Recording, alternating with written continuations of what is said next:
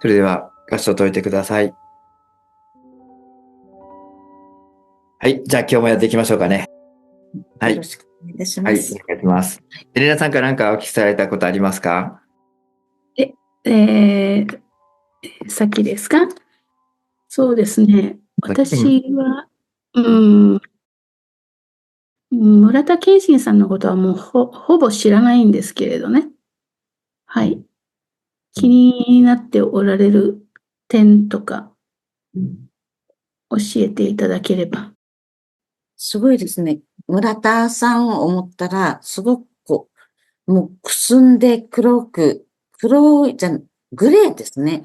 グレーがかってて、すごい、もうなんか、魂的に持たないっていうか、このままだったら、もうずっと下に落ちていくかなっていうところで、でもなんか、使命を持ってきていらっしゃるんじゃないかなって、その、使命でこういう形をされてるのか、それとも、違う方向でされるんだったら、本当の主の黄金の透明の光の中に魂を入れて、もう白黒はっきりさせる形で、悪いのは悪い、みんなが見える形にできたらいいなって、あとはもう本人かなって思いながらですね、あまりにもグレーになってるので、どういう魂かなって。で、岸母神だったら、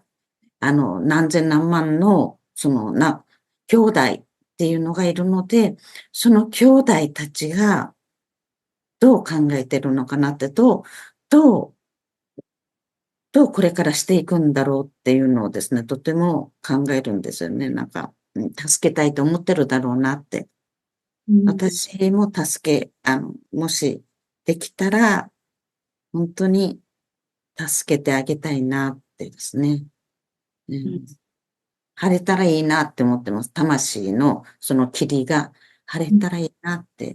そんな感じですごい気になって、うん。そうね。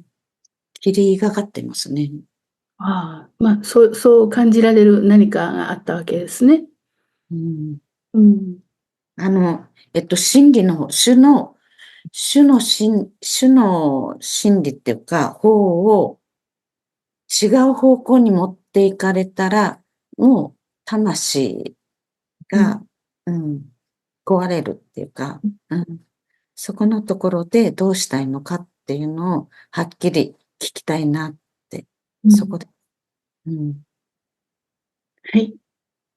はい。はい。じゃあ、よろしくお願いします。はい。はい。それでは合唱お願いします。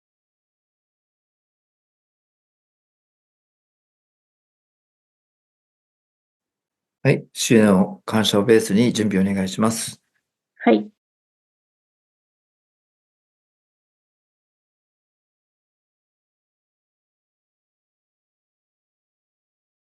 はい。よはい。よろしくお願いします。ろしくお願いします。はい。それでは、先ほどからおられます、村田、健信さんですかね。村田健信さん、おいただきますようお願いします。村田健信さん、お願いします。はい。それでは、向こうのエレナさんの方にお入りください。お願いします。はい。こんにちは。村田健信さんでいらっしゃいますか？そうですね。はい。それでは、方から質問お願いします。こんばんは。はい。で、いただきありがとうございます。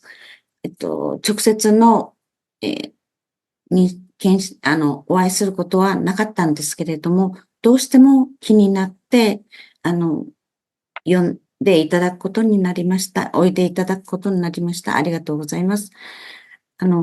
私がすごい気になってて、七母神として、また人母神としての魂を持ってる母なる魂から、何千、何万という、信仰を、主の信仰を守ろうとする鬼であり、天使である方々が主の方を守ろうと、本世もたくさん生まれて活躍されていますけれども、それにたがわず、村田さんも本当に頑張って、主のもとへ行かれ、本当に兄弟たちが希望を持って、本当に、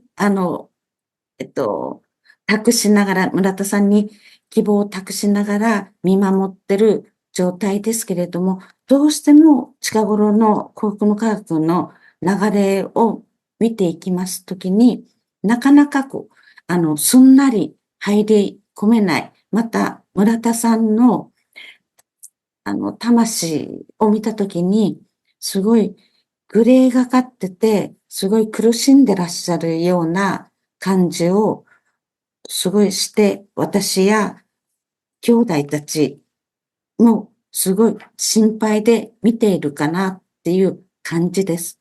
で、本来の村田さんの使命はどういう思いで出ていらっしゃって、また今どのように幸福の科学主の団体を持っていこうとされているのかっていうのをお聞きした上で、今世、本当に光り輝く、使命を作っていかれますようにと願っております。で、私は主から、ガブリエルの杖をいただいているんですけれども、その杖で透明の玉を、主の光を作って、本当にその中に村田さんの魂を、魂が入っていただきたいなって、本当に素晴らしい今世の人生を送っていただきたいなと思っています。まずは、その村田さんの今世の使命、決意とこれからどうしていくのかっていうのを、まずお聞かせいただいたら嬉しく思います。よろしくお願いいたします。うん。うん。私の使命としては、何が何でもこの教団をうん。主が作られた教団ということで守り抜くことが私の使命です。うん。もちろん私一人の意見で全てを決するということではないが、しかし、負うべき責任というものは非常に大きなものがあると思っているので、この職員のみならず、在家の方々の数も含めると非常に多くの人々を率いているという言い方になるかと思います。そこで非常に大きな責任があるわけですから、これは当然、この教団を潰すようなこと、あるいは二分するようなことだけは絶対にしてはならないと。その上で存続をしていくということがまず何よりも大切なことだと思っています。そのために様々なことが、出来事があって、今にも分裂しそうな、危機感を感じているというのが昨今の状態です。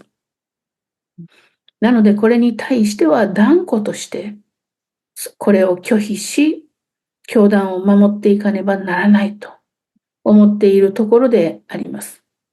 多くの職員についても、やはり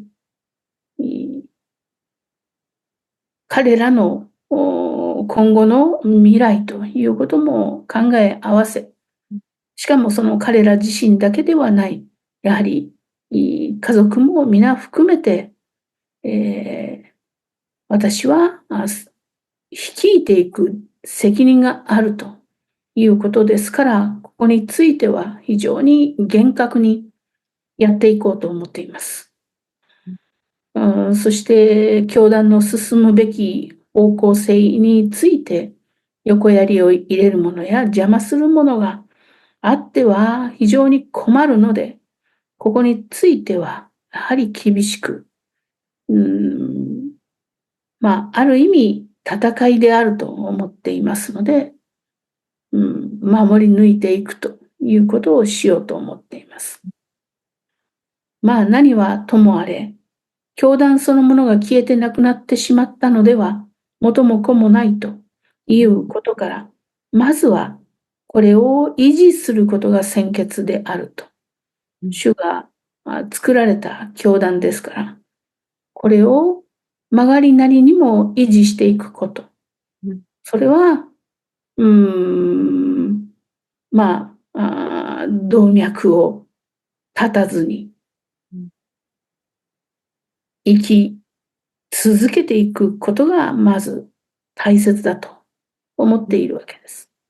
その他、もろもろのことについては、その、組織として、生きた組織として存続する限りは、後々どのようにでも修正は効くだろうと思っているので、まずは存続というところを私は第一番に考えました。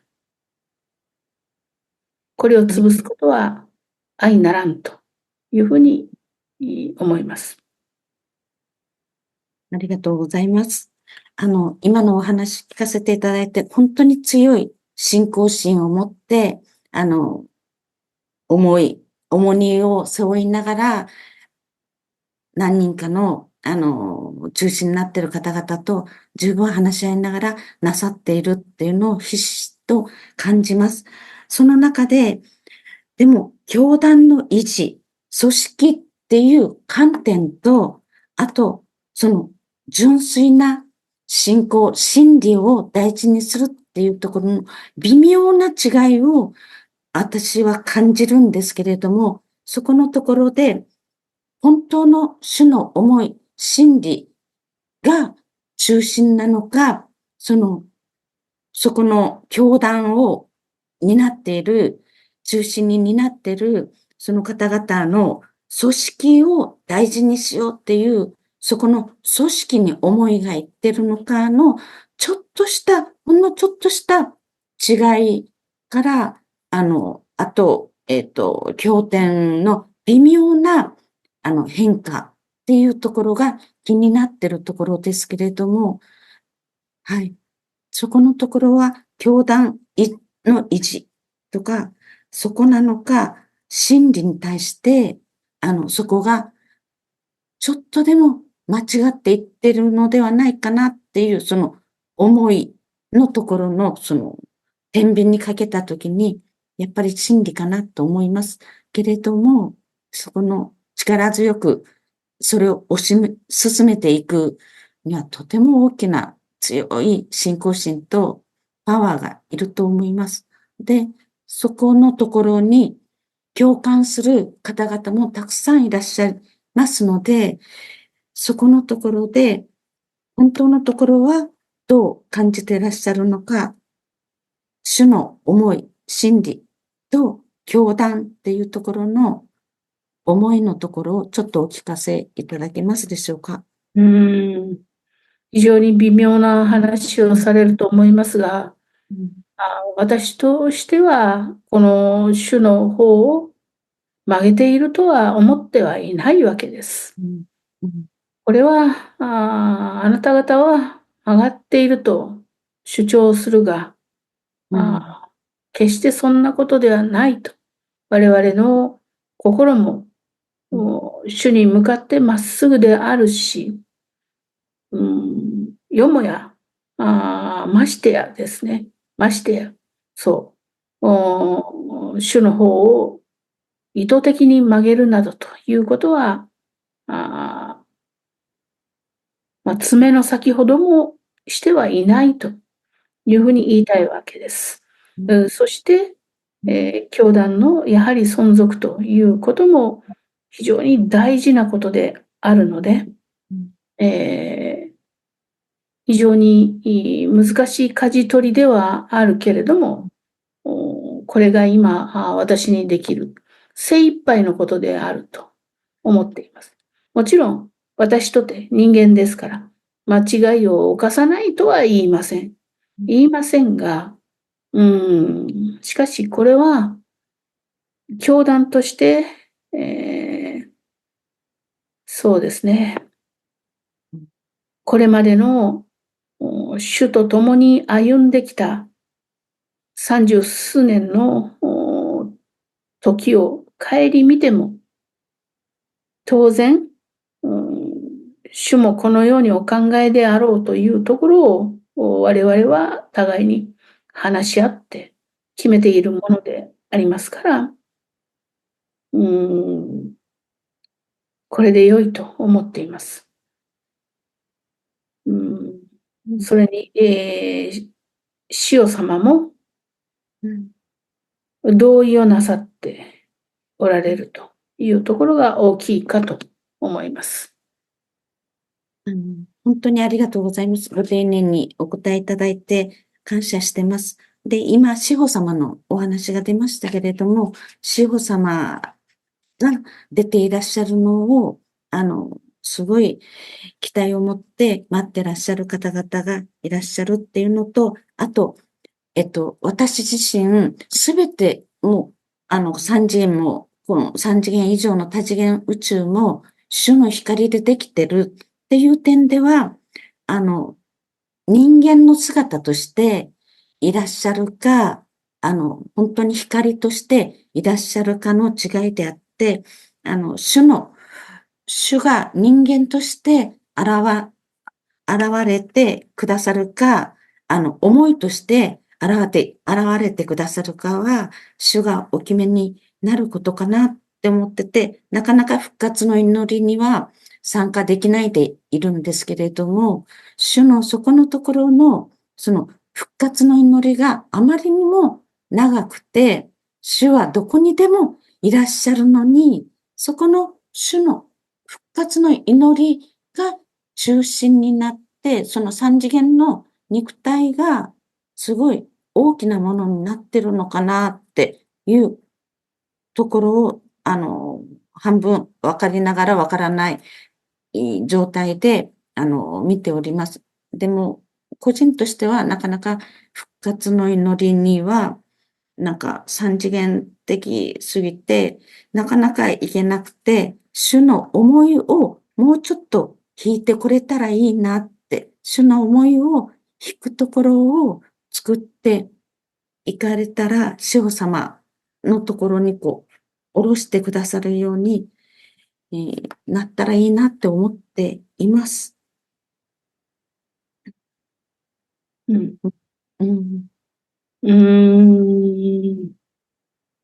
塩様にあられては、うん主の、御心とうん同通はされていると思います。同通をされているので、塩様のおっしゃることは、主のおっしゃることに等しいと、うん我々はそのように考えています。なので、私たちの話に対して、同意をしてくださるということは、つまり、主もご同意いただいていると、お許しいただいたものだというふうに、解釈をさせていただいております。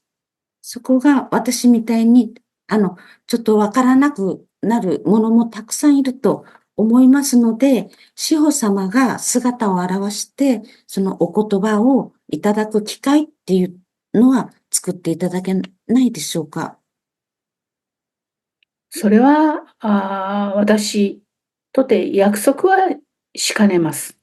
私自身がそれを決めて、司法様にお願いするというよりは、司法様ご自身が自らの意思でそれを決められるならば、それで良いと思います。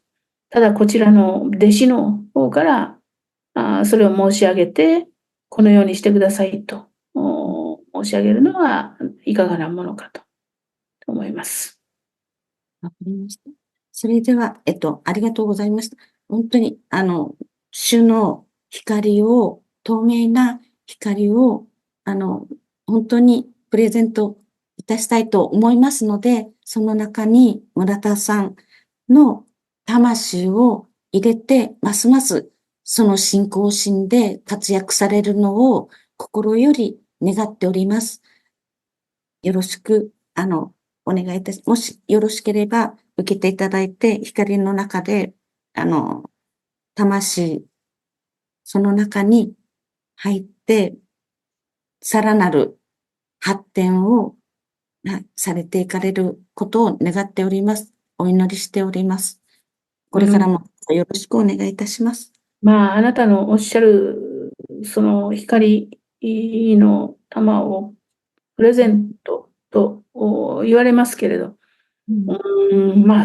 そのようなことができるはずがないと思っていますから、そこの中に入れと言われても、私は入りようがないと思いますけれど。じゃあ、こちらから、母なる思いとして、包んでいきたいと思います。それはもう結構でありますので、我々は十分に、それは自分たちでやります。主に直接お祈りをしていますから、もう大丈夫です。はい。それでは、教団全体にその光で包んで見守っていきたいと思います。よろしくお願いいたします。今日はありがとうございました。はい。村田さんに、なんか伝言があるみたいですので、ちょっと横に連れてもらってよろしいですか？はい。ちょっとすいません。はい。ちょっと横に連れてください。はい。それでは。はい。主よ。どうかお言葉いただければと思います。エレナさんの方にお会いいただき、いただきまして、お言葉いただければと思います。どうかよろしくお願いいたします。一生懸命、教団の運営のために村田さん頑張っておられます。どうか、主の導きがあればと思います。よろしくお願いします。はい。はい。はい。主どうもおいただきましてありがとうございます。はい。はい。はい。村田さんの守護霊様か、こう思いますけども、来ておられますので、一つよろしくお願いします。私は、村田、あなたにはね、教団をね、あと頼むという思いはあります。ありますよ。だから、しっかりしてもらいたいと思います。今のね、話を聞いていたのではね、全然分かってないなというふうに言わざるを得ないだろうと思います。ね。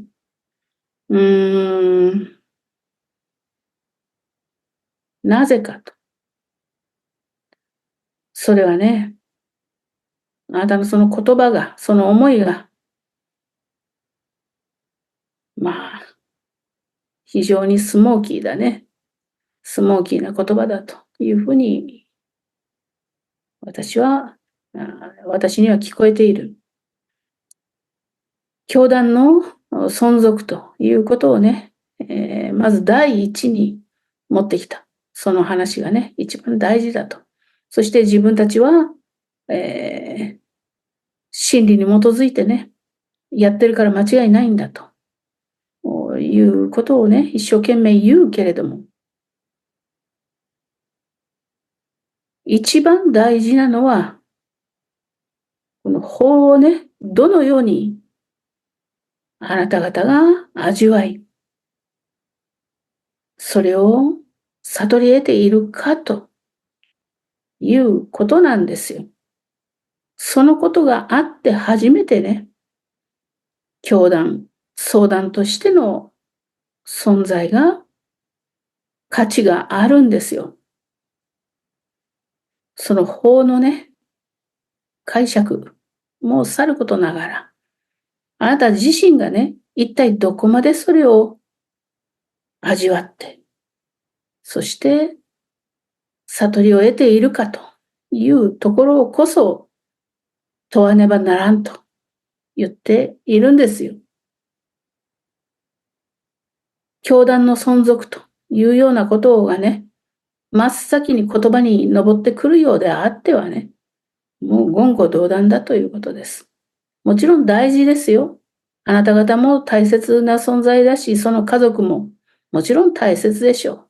しかしね、そんなことよりも一番最優先しなければならないのは、まず、法に対してどう帰依しているのか。あるいはもっと言えば、それをどう悟り得ているのかということですよ。あなたの言葉を聞いていてね、悟りをね、感じることは残念ながらない。ね、三次元的な話ばっかりだ。それでもってね、責任が重大だから、精一杯やってるから、これに主に対して祈り続けているから、だからそれでいいんだと。ね。そういうことだけでこれから先の未来を、全人類を引っ張って救っていくことができると思いますか？それはね、傲慢というものですよ。ね。あなたの言葉を聞いたら、それだけでその言葉にね、色がついていることがわかるじゃないですか。一言聞けばわかります。まあそこがね、他の信者さんからね、言われても、全く受け入れようとしない、全くね、理解しようとしない、その言葉の端々にね、出てるでしょ？あなたの魂の色がどんな色がついているかと。ね、非常にスモーキーだ。ね。まあ少し私はね、残念ですよ。そんなことであってはね、復活どころじゃないね。もう少し考えてください。なぜあなた方にそれを委ねて私は任せているのかと。非常に大きな責任だ。人類に対しても大きな責任を持っていると自覚してもらわないといけないということですよ。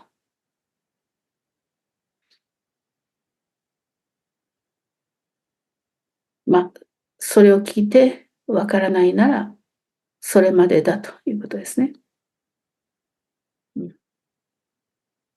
もう少ししっかり心を練ってください。いいですね。はい。主よ、本当にありがとうございました。はい。はい。どうもありがとうございました。きっとこの言葉は多分、主務の方ですぐ文字起こしされて届くかと思います。どうもありがとうございます。ございます。はい。村田さん、お願いします。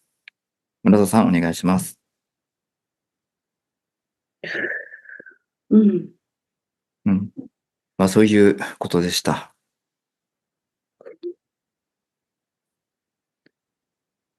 何ということをするんですか、あなた方は。そういう人たちなんだ。これは、そうですね。少しでも何かあなたのためになればという、思いがあり、一会員さんが、未然にを切って、セッションをされて、あなたに伝えたいということで、やらせていただいております。その気持ちをどうか組んでいただければと思います。コンゼのこのエルカンターレとして、降りていらっしゃった主に対する、どういう信仰だったかっていうので、今までの総決算として出ていらっしゃった村田さんがどうなるのか、本当に、みんなで、本当にすべての魂たちが、どうなるか心配しながら見ております。で、もう、今世で会うことがないということがないように、本当の自分というのを、発見されて、あの、復活し、村田さん自身が復活していらっしゃるのを心からみんなで願っております。もう私はこれ以上何も言うことはない。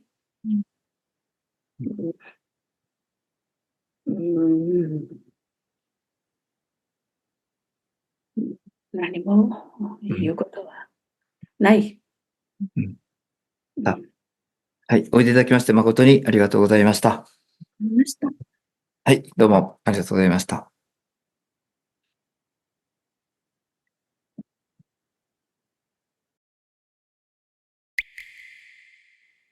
それでは、すいません。お願いします。エレナさんの方にお入りいただきますようよろしくお願いします。はいはいは。はいい。主よ本当にありがとうございます。はい。今日は本当に、こちらの方からお呼びしまして、出て行っていただき、本当にありがとうございました。そうね。ねまあ、あんな場面にね、引っ張り出されるとはね、思いませんでしたけれども、まあ、しかし仕方がないね。いずれそういう時が来るだろうし、はい。まあ、彼らはね、私からの言葉を受け取れないんですよ。はい。だけども、私はその立場に置いたままにしていたということの意味をね、はい。まあ、彼ら自身に悟ってもらいたいと思っていたんですがね。まあ、司法もそうだけれどもね、私の言葉はね、そんなに正確には聞けていないと思います。だからね、仕方がないと、いや仕方がないんだけれどもね、さりとてやはり立場上ね、それは許されないだろうというところまで行ったならばね、ある程度のことはやっていかなくちゃならんなというふうに思います。そうですね。まあ、できることならば、私がいちいち手を下すことなくね、自らの力で、まあ、弟子たちのね、力でなんとか、その道を探って、開いていってくれることを私は望んでいるんだけれども、そうでなければ、今できないことは先になってもできない可能性があるんだね。はい。で、できないまま固まっていくと、もうとんでもないところへ行ってしまうのでね、できるだけ、それは本人たちが気づいて、修正をしてくれるといいなと思ってるんですけれども。まあ、ちょっと遠いところにいる感じだね。そうですね。だいぶこちらの方からもアプローチは、まあ、できる範囲内でやらせてもらってます。その中で、どっからかでもいいから繋がればいいかなとも思ってます。まあ、いろいろね、やってくれているんで、まあ、感謝してますけれども、なかなかね、難しい。それはもう本当に哀れというほかない。そんなぐらいだなというふうには思って、見てますけどね。彼らとしたら、地上に私がいた時のね、言葉を聞いているし、その時どうだったかということを思い起こしながら、そこに一生懸命しがみついている状態だと思います。そこから先に一歩もね、先に進むことができない状態になっている。だから、まあ、一生の中でやっと掴んだ、その主とのつながりのね、まあ、枝を手放してはならぬと思って一生懸命しがみついている状態ですね。しかしまあ流れが速くなってね、早瀬のところに行くとね、もう流されてしまうから、いつそれに気づくかなという感じです。まあ相当な、学びをしなきゃならんだろうというふうに思いますね。はい。ね。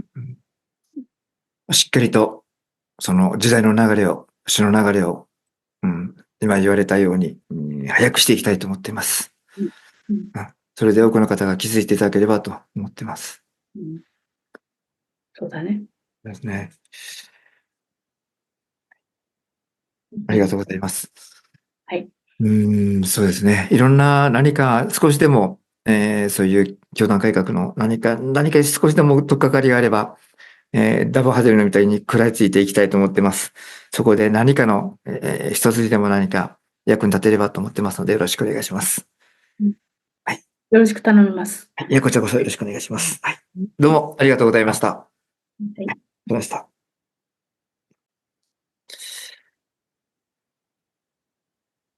エレーナさん、ごめんなさい。村田さんの心の動きを教えていただけませんか？ああ、心の動きですね。はい。ね、正直な、言葉を出すと、うん。一会員が何をほざいているのだとうん。いうぐらいの感じだったと思うんですよ。うん。あんたの話は私には必要ないし、何を言ってくるんだというような感じうん。があったと思います。だからもう初めからうん。行くっていう態度じゃなかったんですね。うん。で、三次元的な考えですよね。そうですね。だからすごく、丁寧に、ね、丁寧におっしゃっていたので、ある程度は、聞いてはいたんです。聞いてはいたんだけれども、でも根本的に、あんたの話を私がなぜ聞かんといかんのだというぐらいの感じだったように思いますね。それは言葉の端々からすごい感じてました。ありましたよね。先生がスモーキーとも言われましたよね。それをなかなか変えようとされないで、本当の一隊員が立場が違うんじゃないっていう、上からの感じが、すごい感じてました。だから信仰の上に立つものの間違いですよね。全然そういう、感じではおられましたね。何を言うかというぐらいのね、感じではありましたね。要するに出家したってことは主から許されたんだと。だからあんたたちと違うよっていうのが出家者の中にどうもあるみたいですね。ありますね。そして直接話を何度も何度も主とね、お顔を合わせ、お話をして、指導も直接していただいている自分たちだし、学びもしてるしっていうのはもちろんあるんで、だからもう全然違うんだと。そう。なので、主から何か直接言われたのかと、お前たちは、みたいな。何か言葉を直接かけてもらったこともあるのかぐらいの言いたいですよね。それは仏法真理のどこにも触れてないですね。何の関係もないですね。でももうそれが宝物なんですよ。そこだけが宝物なので、それを守らなくちゃいけない。もう怪我されたくないぐらいの感じですね。まあ、肩書きをもらったものの、哀れさかな。ですよね。最高度に悟ってるものが、悟ってないものから、そういう指導を受けないって、そこですね。要するに在家と出家者っていうところでものすごくまず差があって、出家者の中においても、その肩書きっていうのがものすごい差があって、いうところでしょうね。そうですね。まあ、下々のものが何を言うかぐらいの感じでしょうね。これはね、レプタリアンの論理です。主の論理ではありません。レプタリアンの論理ですね。ピラミッドの組織ですね。そこなんですね。主はそんなことはおっしゃいませんもんね。ですね。はい。うんその人が何者であるかは、その人が何を言ってるかで決まると。何をやってるかで決まるということですね。うんやったかがってね。まあ、光どのようなが強い思いを持ってるかですね。光が強い時に出ていらっしゃる人たちの、本当にうん。ちょっとした、違う方向に行くそうって、ですね。はい。光が強いがゆえに、そうです。なっていく。様々な歴史の中で人類を大きく違う方向に導いた者たちを今主は、教育されてるんですね。相談の中に入れて、肩書きを与えて、おいて、さあ、もう一遍やってごらんと。うん。いろんな時に人類を惑わしたでしょうと。さあ、今世はどうなのもう一遍やってごらんっていうとこですね。そのためにね、せっかくね、主はそういう立場を与えておられているのに、まだ傷がついておられないみたいですね。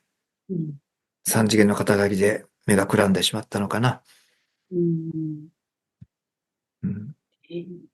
そういう世界が見えるっていうのは、自分の中にも、その可能性があるっていうことで、本当に自分見つめていかなきゃいけないかなってそう思って。ですね。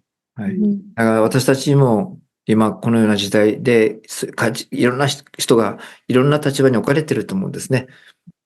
それは主のからの学びですね。学びを与えられたと思って、ね、すごくいい問題集をなってんだと思って、そこで解いていかなくちゃいけませんね。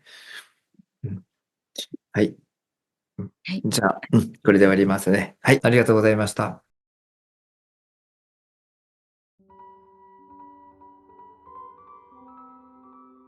高明です。はい。はい。